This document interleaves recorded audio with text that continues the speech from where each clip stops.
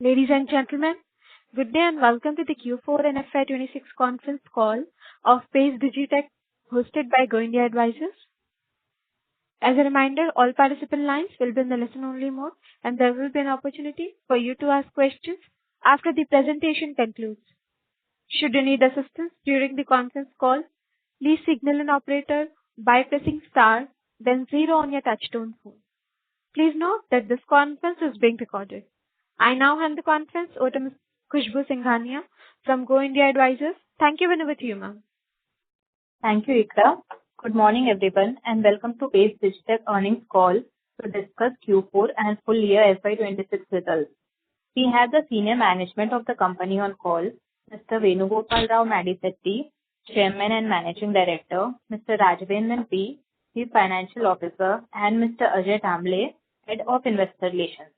We must remind you that the discussion on today's call may include certain forward-looking statements and must be therefore viewed in conjunction with the risks that the company faces. May I now request Mr. Venugopal Rao to take us through the company's operational and strategic highlights for Q4 and full year FY26, along with the business outlook, subsequent to which we can open the floor for Q&A session. Thank you, and over to you, sir. Thank you. Good morning, everyone. I'm Venugopal, the Chairman and Managing Director of the PACE Digitek. Welcome for this call. FY26 was a landmark year with successful IPO listing, creating a strong platform for next phase of scale and long-term growth. We have transitioned from a telecom infrastructure execution company into an integrated infrastructure platform across telecom and energy infrastructure and BESS battery energy storage systems. We have built the capabilities across the complete BESS value chain that includes the manufacturing, EPC execution, deployment, and life cycle services. We have operationalized BESS manufacturing facility with installed capacity of 2.5 gigawatt hour during FY26. We have also delivered 178 BESS containers during the last year, which was a record. There is no other company which has manufactured 178 containers within India. We have also successfully executed 480 megawatt of utility scale BESS capacity during the FY26. Machinery, like we have also expanded from 2.5 to 5 gigawatt hour. The machines, the equipment has been arrived. Installation is under progress, and we expect that the 5 gigawatt to be operational from July 26 onwards. In addition to this 5 gigawatt hour, we have also made the plant ready for the 10 gigawatt hour. The construction has been completed. We have also placed the orders for the 5 gigawatt hour lines, and which is expected to be operational in October 2026. What it means is that by October, we would be having a 10 gigawatt hour operational capacity for the BESS. This is actually in ahead of our earlier plans that we thought that first we'll operate 5 gigawatt hour and then take the call for the second 5 gigawatt hour. But we have advanced our plans seeing the demand and the order book in mind, and we have already progressed in that direction. And by October, we would be having a 10 gigawatt hour operational capacity. We have also strengthened, all the internal teams. We have built a lot of teams in terms of, managing this 10 gigawatt hour at the manufacturing level, at the field operations level. We have already strengthened. On the telecom side, we are also progressing well. We have also, after to our earlier orders, we have also clocked some orders from BSNL and railways in the last quarter. We also we have secured an order from Railtel for the railway coverage and digital infrastructure projects. We are also strengthening our position beyond this traditional infrastructure from telecom. Which means that in railways we are using it for all the coaches. We are putting the the CC cameras, and then for coverage projects we are coming up with solutions as well. On the growth part, the outlook is going to be very good because we already have the orders in hand, a very healthy order book, coupled with the integrated manufacturing and execution capabilities. We have a strong structured demand across energy and digital infrastructure. We have diversified executable order book of 11,338 crores. The bifurcation of that is in energy sector is 88,554 crores, that is 8,854 crores. On the telecom side, we have the order book of 2,484 crores. And the order book delivered across is the best telecom and OFC and digital infrastructure projects. Our long-term opportunities are emerging from renewable energy integration, where the best is required, in a big way. Also, grid stability requirements, the best is required. And our opportunities come from railways in terms of modernization, digital infrastructure expansions. We are also seeing utility scale storage market in India in a big way because it just started. The growth potential looks very, very solid. Our strategic priorities for the next 2 years would be to scale up this BESS in the C&I in addition to the grid scale BESS, which we are already into now. We are also focusing more on the C&I segment that's called commercial and industrial sector, which means that in the grid scale we use the megawatt scale BESS, whereas in the C&I segment the lower scale, like kilowatt scale, is required. So we are focusing on that. We have already launched some products in that direction, and the certification is also getting through. So we are addressing that market also, which is quite good in terms of quite good and big, keeping in mind the government policies like, for example, Maharashtra, Gujarat, and Rajasthan have launched their best policies, and recently, where it says that wherever you have 50 megawatt and above the solar solutions, you need to set up the BESS as mandatory. That would bring a lot of opportunities for the BESS at a C&I segment level as well. The increased contribution from product-led manufacturing, we are also going for, our focus for the next 2 years would be to focus more on the capacity building, as I said, 10 gigawatt hours. So that itself would give us a very good top line. And we would be focusing more on the manufacturing-driven revenues rather than the project-driven, because projects we do already have healthy orders. So our next strategic priority would be to focus on the manufacturing-driven revenues. We also want to improve the operational, we want to, the operating leverage through the integration and scale. That is what we said that, from 2.5 we are scaling up straight away to 10 gigawatt hour, seeing the healthy order book and the demand in the market. We are also expanding the participation across telecom, OFC, and railways and digital infrastructure projects, which will also give us, for telecom also healthy order book and contribution from our top line as well as the bottom line. We do have a confident, long-term growth trajectory supported by strong expansion visibility across telecom and energy businesses. So we are driving this both the sectors parallelly with independent teams so that both can parallelly grow. We are also increasing the contribution from the utility scale BESS projects, which we already have. We are quite we are taking the lead, in fact, in the country where the BESS projects today, our order book is the biggest in the country by any one company.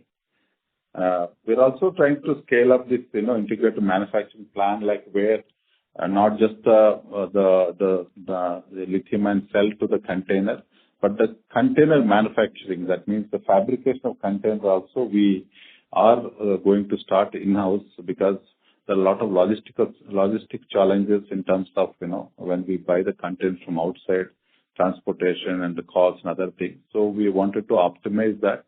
So we are doing the in-house fabrication. The plant is ready. It would be also operationalized from July onwards.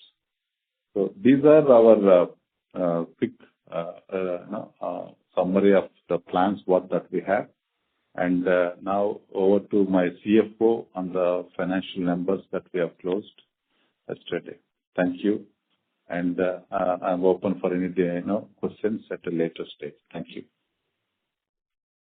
Good morning or good afternoon, everyone. And this is Rajavendan, CFO of Digitek. So I, on behalf of the management, welcome you all for this Q4 and FY26 full year earnings call. So what I would like to do is that I will take you through the financial and operational performance for Q4 and also the FY26 full year. I'll start with the top line, and then most of my numbers will be consolidated, considering the reason that you all know that as a group we are into the manufacturing and also projects plus services. So on a consolidated turnover for the Q4 first FY26 for this year, we have done 1,096 crores and compared to FY25, the same quarter number of 683 crores, which is a 60.5% year-on-year growth. This particular revenue growth in this quarter is majorly driven by the project execution and considering the healthier order book. For the full year FY26, we have done a turnover of about 2,641 crores compared to 2,438 crores of the last year, which indicates a year-on-year increase of 8.3%. So what has happened in this financial year is that we have a mix of telecom and energy, wherein the energy order book has turned into a top line. So this mix has resulted in a higher turnover compared to the last financial year. When I talk about a segment-wise perspective, which I stated both telecom and energy business. So first of all, the energy contributed to about 78.1% of the total order book, whereas telecom and ICT has an order book of about 21.9%. So on the revenue perspective in the same segment, the telecom has contributed to about 55% to the overall top line, and energy contributed to about 45% of the overall top line. So this reflects a significant growth in the energy business in terms of further diversification from our existing telecom business. So this is all about the top line. Coming to the profitability in terms of the gross profit first. The gross profit for say Q4 of this quarter. So the gross profit is at about 249 crores compared to 129 crores of the last year. The increase is again because of the increase in the turnover. So this is again this particular quarter we had a combination of telecom, energy. Plus in energy we had a combination of both product and the build own operate projects execution. And on the employee expenses going below the gross profit, on the employee expenses for the full year, we are about 95 crores for this financial year compared to 66 crores of this the same employee expenses in the previous year. So there is an increase in the employee expenses considering the fact that now we are diversifying ourselves from telecom to energy, and we have gone on ground to a couple of projects. Plus we have started a BIS manufacturing plant. So this has impacted the employee expenses on the higher side, so which has increased from 66 to 95 crores. So this is in alignment with the company's long-term execution roadmap, the manufacturing expansion plans and the order book visibility. At the EBITDA level, the Q4 number is 163 crores compared to 76 crores of the previous quarter. Yes, again, a significant impact because of the top line increase. For the full year, the EBITDA is about 455 crores compared to 481 crores of the last year. There is a dip in the EBITDA level because of the reason that now the composition of the revenues has changed from a telecom oriented to a telecom plus energy combination. So the margins continue to reflect the execution mix and the ongoing investment towards manufacturing and deployment capabilities.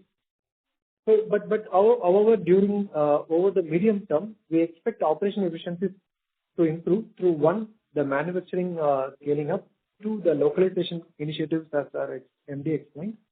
The third, backward integration, which we are already doing. Fourth, improved supply chain efficiencies, and fifth, the increased contribution from the product-led revenues.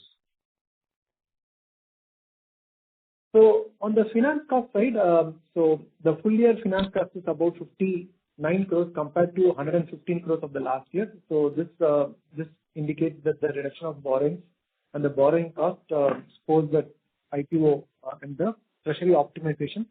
In terms of our rating has improved from BBB negative to A negative in the last financial year. So the treasury cost also has come down. On the profit before tax PBT level, FY26 numbers stood at 429 crores as against 283 crores of the last year. Coming to the profit after tax, so for FY26 we are at about 307 crores compared to 279 crores of the last financial year. So which indicates a CAGR of 10.1%. And moreover, this PAT margin is increased. Say in terms of the margin percentage, if I talk about, we are at about 11.4% on the sales compared to 11.3% on the last year PAT over the sales. So this is all about the P&L. So moving to the balance sheet, the total equity has increased to 2,252 crores during this financial year, with the backup of IPO proceeds plus the internal accruals in terms of the reserves and surplus.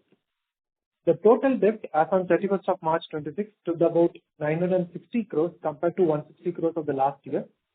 The increase primarily it reflects the investment towards the BIS manufacturing expansion to the energy asset creation, three, the execution scaling up for the energy projects.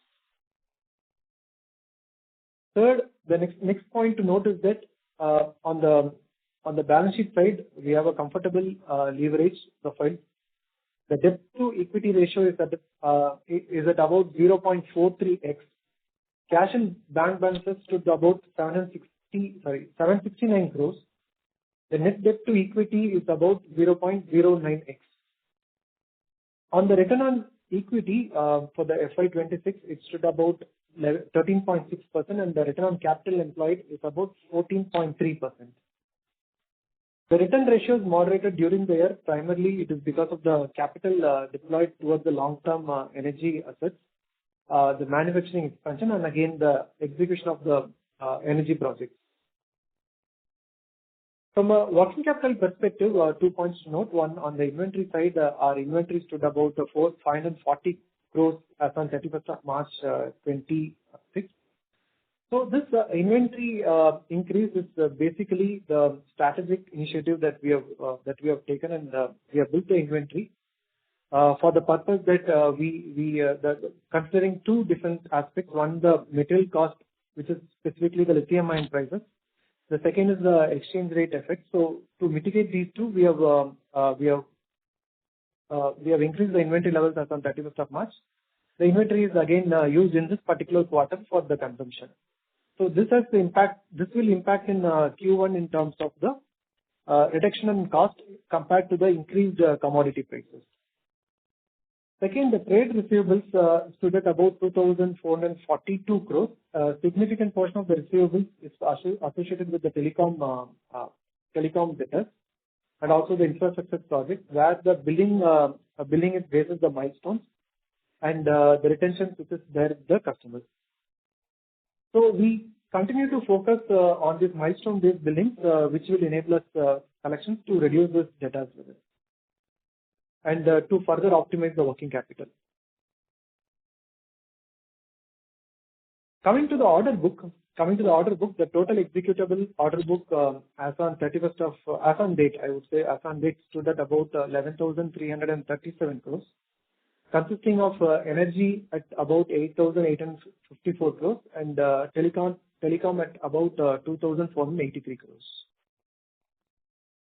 On the manufacturing side, we have operationalized the 2.5 gigawatt hour BIS manufacturing plant last year with approx 80% utilization during the year. We delivered about 178 BIS containers.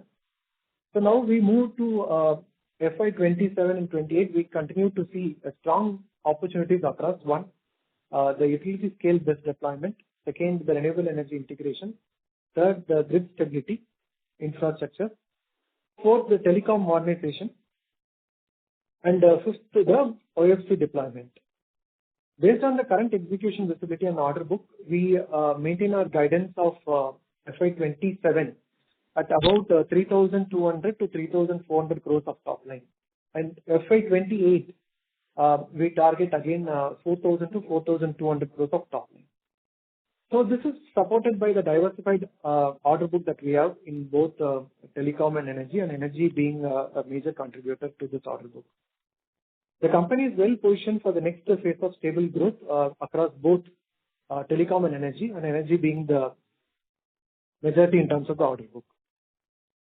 So with this, I end my financial presentation and I open the floor for questions. So we are happy to hear from you. Thank you. Thank you very much. We will now begin the question and answer session. Anyone who wishes to ask a question may press star and 1 on the touchtone telephone. If you wish to remove yourself from the question queue, you may press star and 2. Participants are requested to use handsets while asking a question. Ladies and gentlemen, we will wait for a moment while the question queue assembles. The first question is from the line of Sahil Jinesh Seth from Anand Rathi Institutional Equities. Please go ahead. Hi, congratulations on the great set of numbers. So my first question would be, our manufacturing capacity commissioning date has been postponed by almost a quarter across all our facilities. Is there any bottleneck we are facing in terms of commissioning? No. Hi, good morning. Yes, it is delayed by 2 months, I would say, not a quarter. Primarily for this, the shipment got delayed due to this, the conflict in the West Asia.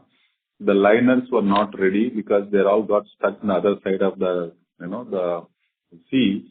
So now the equipment has come and it is under installation. We have told you that July will be the operational date. From 1st of July, this line would also be producing the best containers. So, from which country are we importing the manufacturing equipment from? It's from China. So, sir, even from China, are we facing any shipping challenges due to the Middle East war? Yeah. See, I know your point is that problem is on the other side, why the impact is on the eastern part of the world. Basically, these liners, when they work, let's say that they don't just operate from China to India, India to China like that. It is like, to give an example, for example, and our aircrafts, like, from Bangalore to Hyderabad, it goes from Hyderabad, it goes to Delhi, from Delhi to Jammu, and then comes back like that, So in between, if there's a problem, it impacts the entire, the supply chain or the freight chain of this. So we almost 1 month we lost in terms of the shipment. But the problem is over. Now the equipment is already in our factory and under installation. It will be commissioned within June itself, and it will be operational from July. Got it, sir. And so my second question is, many players have announced capacity for best assembly, the cell to pack manufacturing, which will be commissioned mostly in the later half of this year. Are we planning to backward integrate into cell manufacturing to keep our market share? See, as you know that we are already in the leading position from cell to the pack and pack to container manufacturing in India. And we would like to maintain this lead by building further capacity, as I mentioned, from 2.5 to 5 and 5 to 10. All of it happening within next 4 to 5 months. By October, we will be 10 gigawatt hours. That is a big capacity compared to others. What people are planning now, but we will have our capacity already built up by September, whereas others may take some more time. Point number 1. Point number 2, it is not just the manufacturing, it is a complete chain. The value chain, if you see, the field operations, you need to have field operations, you need to have business on hand. So today, we have business on hand. The open order book, as we talk now, is 6 gigawatt hour. Order book is there. And then our products are being deployed in the field and they're already working. So this itself is a big learning of almost 1.5 years for us. And everybody has to go through this learning curve. So we will have to maintain that lead, which we are already working on. Point number 1. Point number 2, cell manufacturing. I think it is very much in the cards. Will be coming up soon in terms of the announcement. Okay, got it, sir. And sir, on the recent China rebate reversal policy, which has already decreased from, I think, 9 to 6% and is set to expire in the next year, what is our current cell cost we are facing and what change are you expecting and how much of would be passed on to our realization on the container side? If you can give us in terms of dollar per kilowatt hour or any number. Yeah. See, as Rajendran said, so as I explained in my transcript, so what we have done is that as a strategic initiative, we have done some stocking of the cells at the older prices. Yes, you are right. From 1st of April, the rates have increased in terms of this regulatory changes. So the rates have increased almost 20. Sorry, I think the line got disconnected. So I was talking about the inventory filing of 31st of March for this quarter, so which has helped us in terms of reducing the consumption cost for this quarter. But subsequently, we expect that this price has to come down, and moreover, what we have done for all our bidding is that we have kept some contingency factors for all these rate increase, which will take care of our margin protection. So we expect that this price reduction will come from the next quarter. So from there, it has to ease out. So that's what is the expectation from our side. So can you provide any, in terms of number, what is the current realization per container and what would be the cell cost out of it? See, normally what happens is that the cell cost is almost 60% of the overall, 60 to 65% of the overall container cost. So the container cost ranges again, say the current price is about $80. $82 to $84 is the current trending prices. And the cell is at about $48 to $50 currently, which is on the peak now. And we hope that after this, hopefully this war settles down and commodity prices should come down because these prices are not sustainable, we believe. But as my CFO mentioned, at least 1 quarter we do not have a much impact because we already stocked some materials. So we hope that it will come down. And most of the people, what they're trying to do is to delay the projects in this current scenario. So probably we are not delaying at this moment because we have some stocks. But even if this continues, probably we might have to delay a little bit because the government also has issued a notification that our guidelines that all the projects can be extended by 2 to 4 months due to this war. We will be using as a force majeure. We might use that if required. Got it, sir. And the last question, if I may, what savings are you seeing due to our having an in-house container fabrication plant? Yeah, this is see, there are 2 reasons for this in-house container manufacturing. One, the logistic challenges, are quite big. I'll tell you one example. First of all, in India, the container manufacturing is not, there as of now. There are no small things are happening, but in large scale, for this best, we are not finding a suitable partner. Though we are developing 1 or 2, but they are taking more time. So, by and large, we are importing from outside. Now, what is happening is the cost and whatever is the cost of that equipment or the container, almost 30% is the overheads which we are spending to bring it to India by sea freight. And then, the other issues in terms of, there's some, damages and things like that. So it is more of logistics in addition to the cost. Because if we manufacture within our factory, what the advantage is that, we will be able to use it for our own consumption. The convenience is very high. In addition to that, yes, there is about at least some 5% to 6% on the overall pricing also. Should be around 4 to 5% could be improved. Okay, got it, sir. This was very helpful. Thank you and all the best. Thank you. Thank you. Next question is from the line of Sanket Sat from Arts AIF. Please go ahead.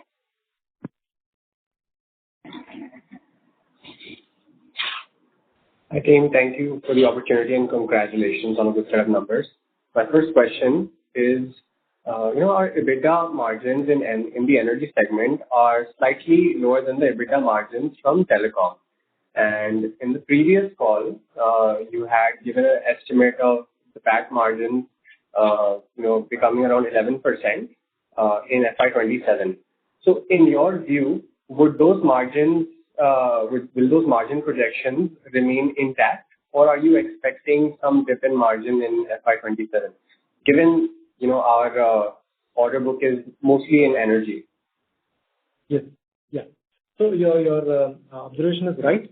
And energy sector, energy orders, the EBITDA margins are lower than the telecom. So whatever the order book that we have, the EBITDA margins are comparatively lower than the telecom orders that we have. So with this backdrop, with the energy orders, execution will go up, which is going up in FY27. The margin that you are trying to see in terms of 11.4% of EBITDA, say the PAT margin or the EBITDA margin of about 17.2%, it will slightly reduce in terms of energy order book increasing and the energy contribution to the overall top line increasing. So for the PAT number guidelines, what we can see is that we have a projection of about 10 to 11% is the range that we can give for the next finance, that is FY27, considering the fact that energy is going to play a significant role to the top line of the business. Okay. And sir, regarding the receivables, which I noticed on the balance sheet, which was just posted last night. So in the FY26 results, it says that the receivables are 1,565 crores. However, when we look at the annual report or the RHP filed by the company last year, the receivables are 1,843 crores. So it's almost a 300 crore difference in receivables. If you could just shed some light on why the difference has occurred. Yeah, so I think you need to see the complete balance sheet. There is one more line item where there is a reclassification of the receivables into non-current portion.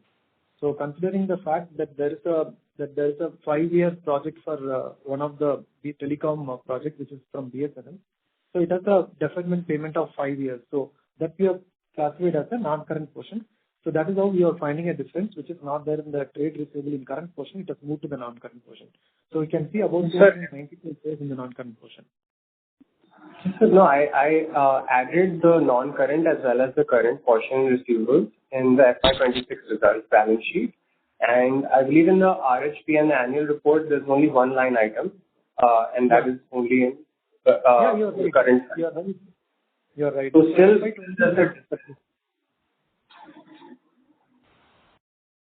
yes, please. So still, despite that, there's still a difference. If you're able to, give an answer, or maybe I can email you later for this question. Yeah, so trade receivables, I'll explain. So as I stated, not only for this financial year, for the last financial year also, we have regrouped this portion to a non-current. So it is about 294 crores plus 1,270 crores. So these are the two line items of trade receivables, which is shown in FY25 number in this balance sheet as a comparative number. So it is split into two different line items for the sake of comparison with the FY26 number. Okay, sir. And my last question is, as you continue to grow in BESS, are you going to continue in the build own operate projects via debt funding only, or are you going to raise through any warrants or a pref round? And rounds as internal accruals do not look sufficient enough to continue funding this expansion. So, as we stated in our explanation to this financial statement, the current strategy or the strategy for FY27 and 28 is to increase the product business. So, wherein the product business in terms of this is what we are trying for the external customers. So, with this target or the strategy in mind, what we are trying to do for the BOO project is that there are 4 build-to-operate projects we have, out of which the first 3 are already funded, either through the IPO funds or from the internal accruals. The 4th project is getting funded with the external resources. So with this, we are not stepping into further BOO projects unless otherwise we have some external investment in place. So currently we don't have that plan. So the FY27-28 we want to concentrate more on the product business in terms of selling it to the outside market. All right, sir. Understood. And that's it from my end. Thank you, sir, for your time. And all the best. Thank you. Thank you. Ladies and gentlemen, in order to ensure that the management is able to address questions from all the participants in the conference, kindly limit your questions to 2 per participant. Should you have a follow-up question, please rejoin the queue. We will take our next question from the line of Shreya Kampne from Eloise Financial Services. Please go ahead. Hello, am I audible? Yes. Yes, you are audible. Hi, sir. This is Shreya. So actually, I wanted to ask whether as it was mentioned about the changes in accounting policies that were going to happen in Lineage Power, your subsidiary. Where I mean, are they being changed, keeping in mind the changes in Indus AS? See, Lineage Power is a manufacturing entity, and it is manufacturing the battery energy storage systems. So the plant that we have put up, so there the products are manufactured in the name of Lineage Power Private Limited. So we don't have any major significant accounting policy change in the Lineage Power. Okay. Yeah. So what not normally happens is that the Lineage Power as a product is either sold to the parent company, which is Digitek, or sold to the external market. So that's the only difference. Otherwise, there is no major change in the accounting policy.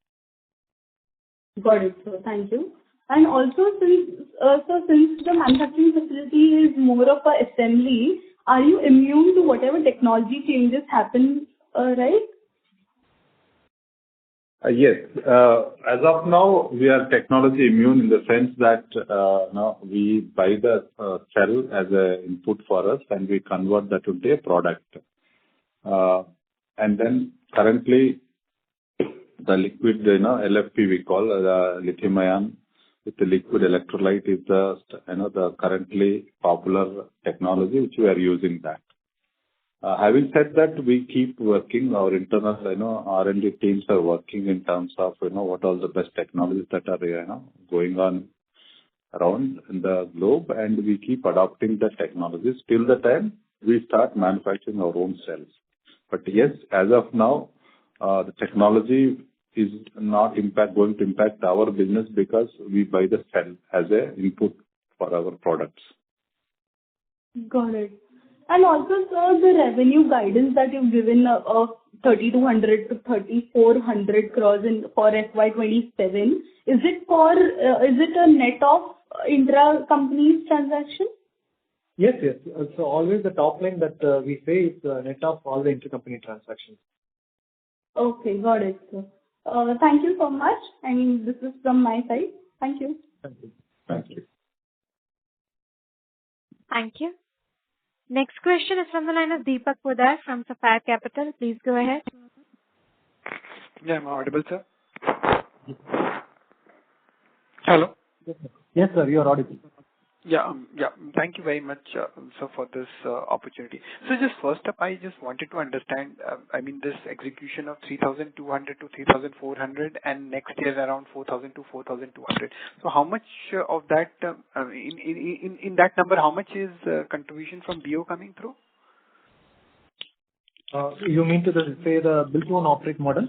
Yeah. The BO project, how much is the contribution on each of this year from BO? So in FY27, we expect about 25%, 20 to 25% has to come from the BO project. Mm-hmm. That is about 800 to 1,000 crores. Yes, correct. Close to 800 crores. And what about FY28? FY28, for FY28, the BOO project may give another 1,000 crores. So that's what is expected. Okay. And how is the accounting for it? And because this BO project is our subsidiary only, right? So how are we accounting this? Can you just briefly explain? Yeah. See, it is based on the project to project. So it is based on the project model that is given by the customer. So for the current project which we are executing, it's a MSEDCL project wherein we follow the dealer lessor model as per India's standards. So wherein the project has been classified as a lease accounting model where the revenue and the receivable is recognized. So it differs from project to project based on its structure. Okay. But largely it's lease accounting. I'm sorry to interrupt. Deepak, you may please rejoin the queue for more questions. Okay. Yeah, sure. Thank you. Thank you. Next question is from the line of Kaushal Sharma from Equinox Capital Venture Private Limited. Please go ahead. Hi, sir. Am I audible? Very good afternoon, and congratulations for good set of numbers.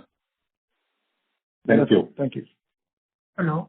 Yeah, so my question on your working capital side, sir, in this current financial year, working capital seems to be stretched out because of the receivables significantly increased.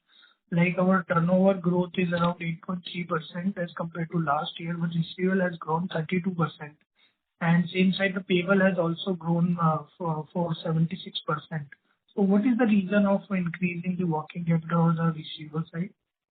Yes, sir. So there are 2 points to note. As I explained, one is the inventory that has been built up specifically for strategic purpose, considering the commodity and the exchange price increase. So we have specifically piled up the stocks as on 31st of March for Q1 consumption. This is point number 1. Second is that on the receivable side, what has happened in this financial year is that the sales has been concentrated in Q4. So Q4 we have done a sale of about 1,096 crores. So what normally happens is that for all the projects where the sale is booked, the receivable comes over a span of 90 to 120 days. That's the span that the money gets realized. So the Q4 sales is majorly lying in the receivables. So this is point number 1. Second point is that, as you also stated, that the creditors also increased. So what we normally do is that we try to match the debtors and creditors. If you see the numbers, the net of debtors to creditors is about 650 crores. 650 crores with a 90-day cycle. So that's what is to be seen. So what we do normally is that the creditors we keep with the increased usance period based on the project that we have and based on the customer milestones that we have. And also we have a B2B model wherein most of the customers are again government-based customers with a milestone-based payments. So this accounts for the reason of increased receivables. And to note specifically, as on date, standing on 26th of May, we have already collected about 300 crores for the Q4 sales. From April to May, we have already collected 300 crores. And it is expected to ease out by September 26th.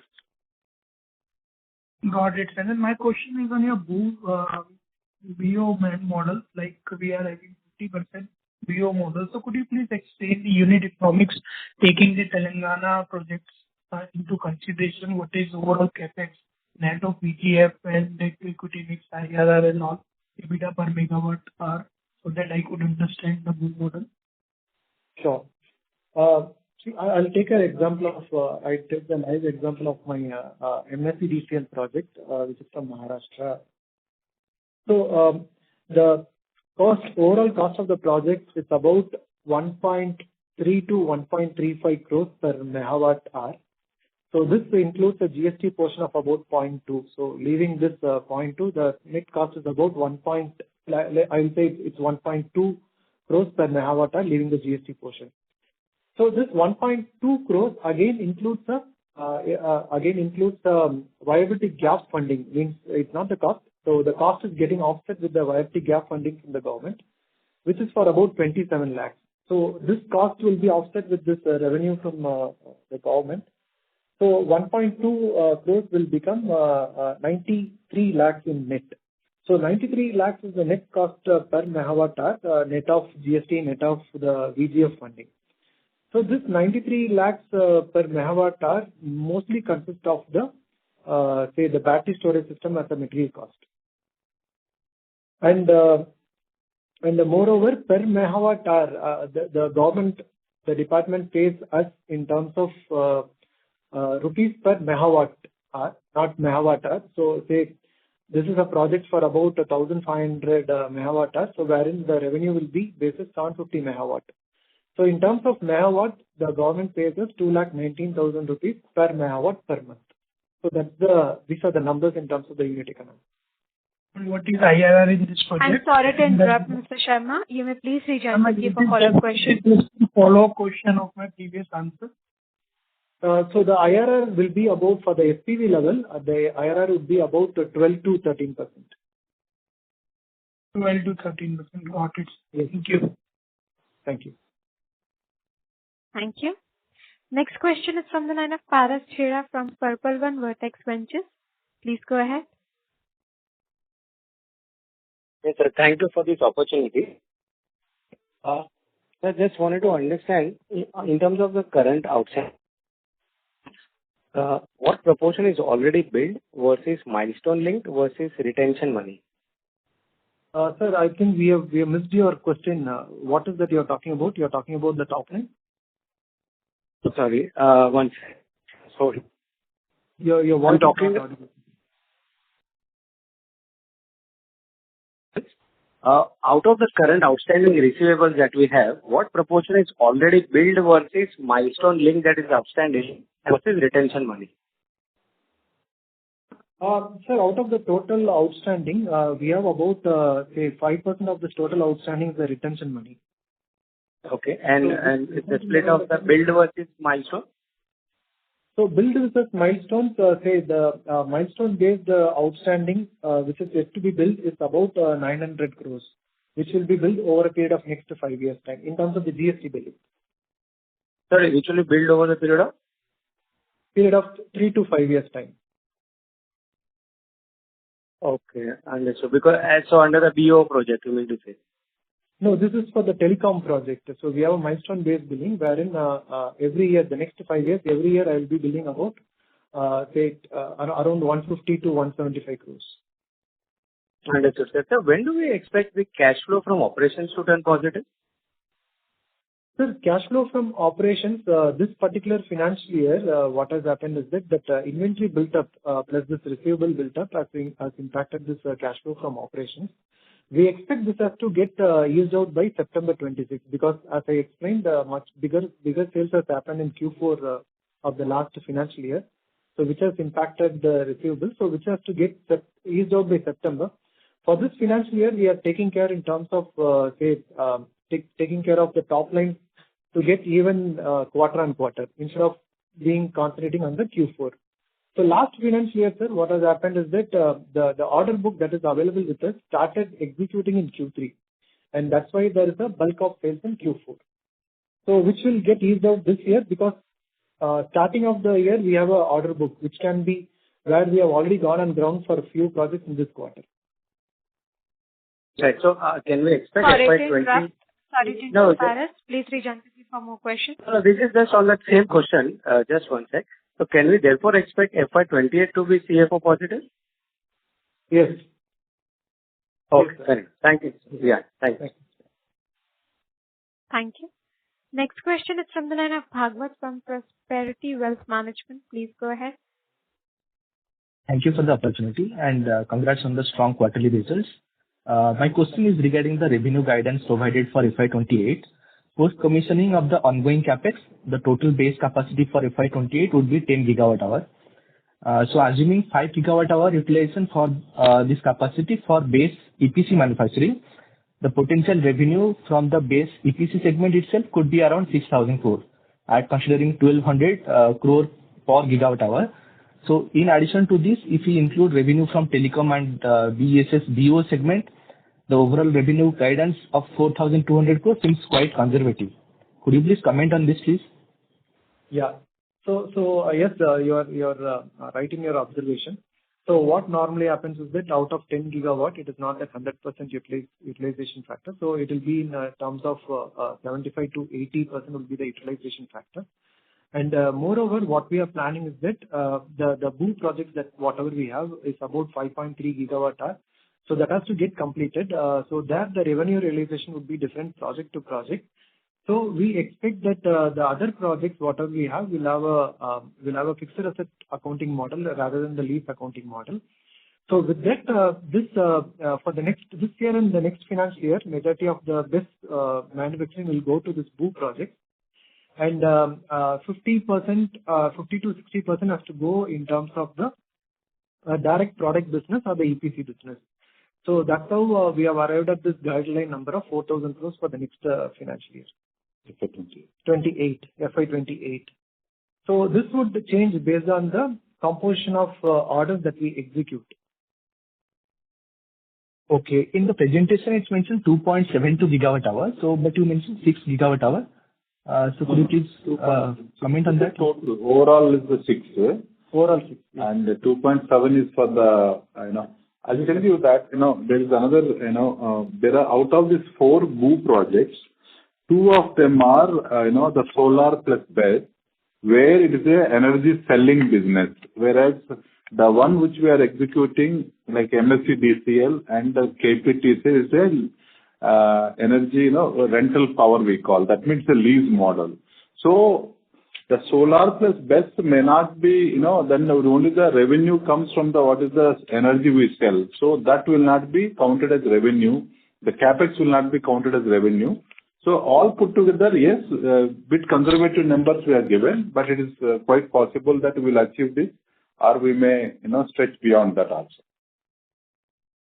Okay, so for FY27, I think the previous comment was 800 crores top line, and next year another 1,000 crore. Is that what I have listened? So on that level, what the contribution it would be from the BO segment for these 2 years? So BO segment, the 5.3 gigawatt hour I stated is for BO plus EPC in terms of the energy side. For BO alone, it is about 2.7 gigawatt hour. Out of which the first project, which is from MSCDCL, there the revenue is for the current financial year, we will do about 1,000 crores. Okay, and PAT level, if you could comment what it contributes. Please take the queue for follow-up questions. If you could just comment on the PAT level, so that's my the last question. Yeah. Just the PAT for the BO segment. Yeah, the PAT level for the BO segment, as a business, overall business, we are trying to maintain at about 10%. 10% of the revenue? Yeah, 10% of the revenue. Okay, thank you so much. Thank you. Thank you. Next question is from the line of Srinath Panjuranga, an individual investor. Please go ahead. Can you hear me? Hello? Yes. Yeah, thank you. So, congratulations for the great set of numbers. In the initial remark, you have mentioned regarding Kavach project solutions. Can you throw more light on it? Yes, sir. So, this is on the telecom and ICT sector. So, as a Kavach project, if you see, the government is trying to take up this initiative for the railway side. So, there are 2 different areas of this Kavach project. One is the hardcore signaling equipment. Second is the infrastructure for the Kavach. So, we are into this infrastructure for the Kavach project, where we are trying to provide the network infrastructure for this Kavach. So, we are trying to we have bidded for a couple of projects, and we would be bidding for further projects. So, the railway segment is coming up with these projects in terms of their divisional railways are coming up with these projects in a smaller quantum. So, the quantum ranges anywhere between 100 to 250 crores. So they are doing it, say for example, Mumbai to Ahmedabad or Chennai to Bangalore. That's how they take the ranges and they float the tenders. So we are participating in these tenders because of the reason that we are into the telecom segment and we know this tower structuring and optical fiber laying. So we are participating in these orders, sir. Yes. Yeah, thank you. My last question is now. I'm sorry to interrupt. We are now, not able to hear you. Can you please repeat your question? It's better now? Yes. Hello? Yeah, okay. So currently we have 2.5 gigawatts of 80% capacity, and when we have 10 gigawatts by October, when do you feel we have around 80% capacity for this particular thing? Yes, sir. Sir, I'm not able to understand your question. Yes, we are expecting 80% capacity utilization for the plant. Overall. Yeah. By when? Overall financial year. Okay. Yes. Okay. Thank you. That's all from my end here. Thank you. Thank you. Thank you. Next question is from the line of Praveen Sahai from PL Capital. Please go ahead. Yeah, hi. Thank you for giving the opportunity. My first question is related to your order book related to energy. Can you give the timeline, and second is the revenue recognition for both the segments, like of a solar plus BESS, standalone BESS, and the solar EPC? So the energy order book stands at about 8,854 crores. So it includes both build to own operate and EPC projects. So EPC projects majorly has a timeline of about 1.5 to 2 years in terms of this standalone. If it is a solar mix project, it would be about it would range between 1.5 to 2.5 years. In terms of the BOO, again, if it is a standalone this, it will be a timeline of about 1.5 years, and if it is a solar plus this, it can range between 2 to 3 years time. In terms of the accounting, the standalone this qualifies for the lease accounting, whereas solar plus this has to be in terms of the fixed asset accounting. So and it differs project to project based on the structuring of the agreement with the customer. So the accounting treatment would be followed. Okay. Second question is just a clarification from your earlier, the question related to the receivable of FY25. As per the presentation and as per the, the filing, there is a difference. And if I account non-current and the current receivable together, still there is a gap of 399 crore. So can you give a clarification like where it's accounted for FY25 number? FY25 number, maybe if you can write a mail to me separately. I'm not seeing any differences. It is regrouped between current and non-current. So if you can mail it across to me separately, I can clarify this. Sure, I'll mail you. That's better. Yeah. No. Thank you. Thanks a lot. Thank you. Thank you. Ladies and gentlemen, kindly restrict yourselves to one question only. We will take our next question from the line of Aditya Sharma from Hulani Venture Capital Fund. Please go ahead. Hello, sir. First of all, congratulations for the excellent set of numbers. Sir, my question is that your energy storage and BESS business is going well. Apart from this, does the company plan to expand into other areas like data center, EV charging? Yeah. Hi, good afternoon. Data center, yes, because that also is there. Most of the data centers, particularly the AI data centers, are looking for green energy, on a around the clock RTC we call. So we are now our teams are working in terms of their configurations, what kind of power they require. We are working on charging stations at the moment because there is a little retail market. We are more focused on the industrial sector, so probably EV we are not looking at this point of time. Data centers, yes, the answer is yes. Okay, thank you, sir. Thank you. Thank you. Next question is from the line of Yash Jain from NVS Brokerage. Please go ahead. Hello. Yeah, good afternoon. Yeah, am I audible? Yeah. Yeah. Good afternoon, sir. Congratulations on a good set of numbers. So, sir, I just had two quick questions. So, sir, first, the NEC Exxon partnership that Pace Digitek has, which provides Pace Digitek the exclusive OEM access across the African market.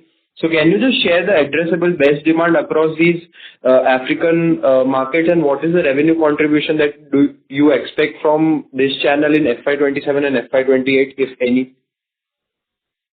Yeah, this is, the MSC is, the group originally is from Japan, and they have a very good setup in Africa, and they have very much, inroads in terms of power infrastructure. So after almost 6 months of deliberations, they have signed up with us as an exclusive for some regions in Africa. They already have won some projects which they are trying to, find the financial closure. Once that happens, the product or the order should come. In Africa, like, the market, addressable market is the grid, the grid is also very unstable in Africa. Most of the countries are, only the power availability is very low. So there is a big opportunity in terms of green energy coupled with, BESS. Yes, FY27 and 28, we do see at least some, around 300 to 500 megawatt hour of orders coming from 27. These are already identified, some 2-3 areas, 2-3 projects which are identified. The teams are working. Probably 300 to 500 is doable in this financial year of FY27. FY28, we might grow a little bit, another 20-25% beyond this 500. This is what our estimates are. Okay, got it, sir. And my next question is Sorry to interrupt, Yash. Please rejoin the queue for more questions. Thank you. Okay, thank you. We will take our next question from the line of Karthik Mittal, an individual investor. Please go ahead. Am I audible? Yes. So congratulations on the great set of numbers, sir. So my first question is that you said that on an SPV level for the both projects, the project level IRRs are 12 to 13%. Yes. So I wanted to know what is the transaction structuring? Like, is the structuring in a manner that the holding company provides EPC services and books EPC profits, and then the subsidiary company books the boot revenues, so that there is some other profits lying in the holding company as well? Sir, yes, you are right. Considering the fact that Pace Digitek being a project company, so Pace Digitek as a parent company will do the EPC of the project for the subsidiary, which is should be SPV. So the SPV level, which is the cost to the SPV, the IRR is about 12 to 13%, and there will be a margin for the EPC. Means what we are trying to say is that as a arm's length basis, when somebody else is doing the same SPV, they will be giving the EPC to a third company. So whatever the third company is going to get charged to the SPV, the same price is adopted here also. So what the strength of the company lies in is that the backward integration in terms of this project execution. We don't have a subcontractors in place for the project execution. Got it. But doesn't it account for extra taxation on the profits you are booking within inside the consolidated entity? Sir, this is required as an arm's length basis, sir. We need to have an arm's length basis because, as I stated, when somebody else is doing the EPC for the company, he is also going to do at the same price. Only because that we have the capabilities, we are doing this at the parent company level. Yes, with additional margin, that additional margin is having additional tax. These are the standard market practices, sir. Yeah, got it. Just one more question. You said that currently you are having a first mover advantage in the market, but the other players are also ramping up their capacities. So 1 year from now, what is our right to win the projects? Is it the L1 bidding, or is it the large scale execution capability, or what else? See, the best business is it's a complete, ecosystem building. It's not just the manufacturing. Somebody puts up a plant. It is not that they will get the business, Okay, there are two sets of customers we have. One is the government business. Yes, in the government business, you have to bid and win as L1. That is one opportunity. But whereas in the private business, it is always, they look at manufacturing, field operations, and the support available in India, technical knowledge and know-how. All that is, very important. For example, our first customer other than our own internal consumption is the L&T. Now, L&T, when earlier they were buying from China, so they had given us the order of 250 megawatt hour somewhere in January. Based on, they have validated many things and then they have given us the project. So it is a complete ecosystem, not just the best manufacturing, it also involves PCS, EMS. So we are, first of all, we are supplying a solution, not just a product, one product. So solution coupled with the field services. We have 200 odd engineers who are supporting the field. That also is very much important because the batteries systems don't work, in the field on their own. There's a lot of management and energy management has to be done. That is where we have an upper hand. We have built a NOC and we are monitoring our plants remotely. Entire operations are done online. There's no manual intervention. So these are the things which we also, customers also look at. For example, my first project was commissioned last year, September. So that also will be carrying a credential that, okay, their products are working in the field for more, for a year or so.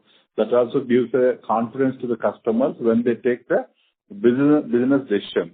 So we believe that we would have that upper hand. Yes, competition will grow because the demand is also growing. But yes, we will have our own share, in my opinion.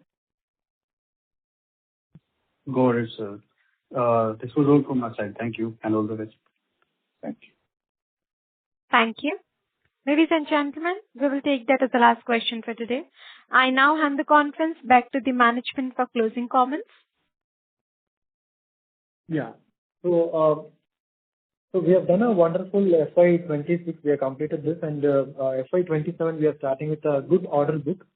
So we are confident that the growth that we have and the top line would be achieved in terms of whatever we have projected. So with this, I thank all the investors who have attended this calls and they have put their questions and hope we have done the answers. And if there is any further questions, they can reach out to our investor relations team. So thank you. Thanks from our side. Thank you very much for everyone. Thank you. On behalf of Go India Advisors, that concludes this conference. Thank you all for joining us today, and you may now disconnect your lines.